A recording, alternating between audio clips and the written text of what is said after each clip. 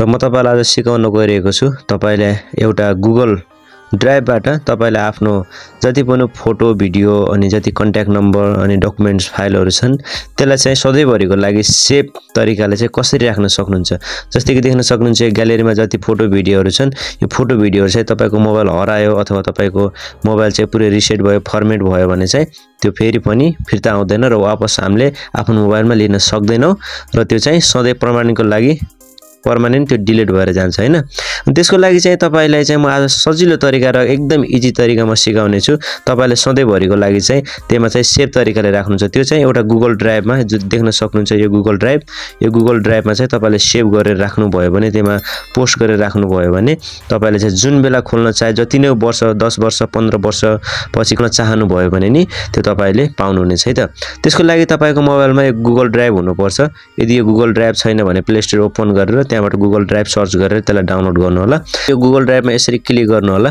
Click गरिसकेपछि अनि यहाँ देख्न सक्नुहुन्छ कुनामा 3 डट को अप्सन यसमा चाहिँ तपाईले यसरी एकचोटी क्लिक गर्नु होला। क्लिक गरिसकेपछि यहाँ तल देख्न सक्नुहुन्छ सेटिङको अप्सन यो सेटिङको अप्सनमा यसरी तपाईले क्लिक गर्नु होला र तपाईले तल लास्टमा देख्न सक्नुहुन्छ सेकेन्ड लास्टमा यो transfer files only over wifi लेखेको छ अनि तपाईले यदि वाइफाईबाट चलाउँदै हुनुहुन्छ भने यसलाई यसरी ओपन गर्नु होला। यदि तपाईको मोबाइलमा वाइफाई हैन डाटा चलिरहेको छ तपाईले डाटाबाट चलाउँदै हुनुहुन्छ भने यसलाई यसरी अफ गर्नु होला। पहिलेको जस्तै एन को अप्सन यो रहेको छ जीमेल अकाउन्ट एउटा इमेल एड्रेस जुन रहेको छ जीमेल इमेल जुन छ त्यो एउटै भनिन्छ हैन। त्यसको लागि चाहिँ तपाईले देख्न सक्नुहुन्छ यहाँ थुप्रै जीमेल अकाउन्टहरु मेरो मोबाइलमा इमेल अकाउन्टहरु कुन इमेलमा अकाउन्टमा तपाईले राख्न चाहनुहुन्छ है त्यसमा चाहिँ क्लिक गर्नु होला।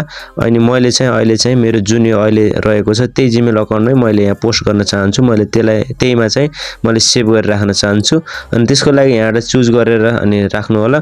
तपाईले देख्न सक्नुहुन्छ यो प्लसको आइकन अनि यो प्लसको आइकनमा यसरी क्लिक गर्नु होला र तपाईले यहाँ देख्न सक्नुहुन्छ लास्टमा सबैभन्दा लास्टमा देख्न सक्नुहुन्छ यो फोल्डरको अप्सन यो फोल्डरको अप्सनमा तपाईले यसरी क्लिक गर्नु होला। तपाईले यहाँ फोल्डरको नाम राख्नु होला। मैले जस्तै कि 2022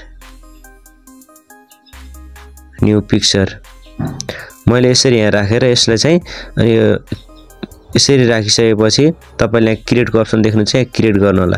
क्रिएट गरिसकेपछि तपाईले देख्न सक्नुहुन्छ यो 2022 न्यू पिक्चर लेखेको छ अनि तपाईले यहाँ अर्को अप्सन देख्न सक्नुहुन्छ 2075 को फोटो मैले लेखेको छु। यसरी 2075 को फोटो यहाँ रहेको छ। यसरी तपाईले चाहिँ आफ्नो मोबाइलमा सेभ गर्नु होला र 2022 न्यू पिक्चर मैले अहिले फोल्डर बनाए यसमा यसरी क्लिक गर्नु होला। प्लसको आइकन यसमा चाहिँ यसरी क्लिक गर्नु होला। तपाई मोबाइलमा देख्न सक्नुहुन्छ यो अपलोड भन्ने अप्सन आउँछ। यो अपलोड गर्ने अप्सनमा यसरी क्लिक गर्नु होला। क्लिक गरिसकेपछि तपाईले एल्बममा चुज गर्नु होला। एल्बममा चुज गरिसकेपछि तपाईले यसमा भिडियो राख्न चाहनुहुन्छ अथवा फोटो के राख्न चाहनुहुन्छ हैन अनि त्यसमा चाहिँ तपाईले क्लिक गर्नु होला। जस्तै कि मैले अहिले चाहिँ मेरो फोटो राख्न चाहे देख्न सक्नुहुन्छ मैले यसरी फोटो हाले अनि फोटो हालिसकेपछि त्यसैगरी फेरि यसमा अपलोडमा गरेर मैले फेरि अर्को फोटो हाल्न चाहन्छु। अर्को फोटो जस्तै कि देख्न सक्नुहुन्छ अनि मैले मेरो यो फोटो हाल्न चाहे यसरी हालिसकेपछि थोरै तपाईको मोबाइलमा पनि यो रिलोडको अप्सन देखाउन सक्छ। यसमा राखेको फाइदा चाहिँ तपाईको मोबाइलमा चाहिँ कुनै मोबाइल हरायो अथवा मोबाइल फर्मेट भयो अनि मोबाइल बिग्रियो भनेपछि तपाईको मोबाइल फेरि त्यसलाई ओपन गर्नु भयो भने चाहिँ त्यसमा पाउनुहुन्न नि त। यदि तपाईले यसमा सेभ गरेर राख्नु भयो भने चाहिँ तपाईले 10-15 वर्षपछि यो जीमेलको अकाउन्टको नम्बर चाहिँ अनि याद गरेर राख्नु होला र त्यसरी जीमेल अकाउन्ट र पासवर्ड याद गरेर राख्नु भएपछि यसरी सेभ गरेपछि तपाईले 10-15 वर्षपछि जति बेला खोल्छु भनेर तपाईले खोलेर हेर्छु त्यसलाई निकाल्छु भन्ने पनि तपाईले सक्नुहुन्छ है त। तपाईले देख्न सक्नुहुन्छ एउटा फोटो यहाँ अपलोड भइसकेको छ र अर्को फोटो यहाँ अपलोड हुँदैछ। मैले अपलोड भएको फोटो तपाईलाई यसरी देखाउन चाहे देख्न सक्नुहुन्छ यहाँ अपलोड भइसकेको छ। टप वाला पनि यहाँ अपलोड हुँदैछ। दुईटै फोटो यहाँ अपलोड भइसकेको छ है देख्न सक्नुहुन्छ यसरी देख्न सक्नुहुन्छ। तपाईले पनि यसरी नै फोटोहरुलाई चाहिँ गुगल ड्राइभमा अपलोड गरेर अनि तपाईले पनि आफ्नो मोबाइलमा रहेको फोटो डकुमेन्टहरुलाई चाहिँ सेभ तरिकाले कहिल्यै नहराउने तरिकाले राख्न सक्नुहुन्छ। साथीहरु आजको भिडियो कस्तो लाग्यो यदि मन पर्यो भने च्यानललाई सब्स्क्राइब गर्नु होला र साथमा रहेको बेल आइकन बटनलाई पनि दबाउन नबिर्सिनु होला।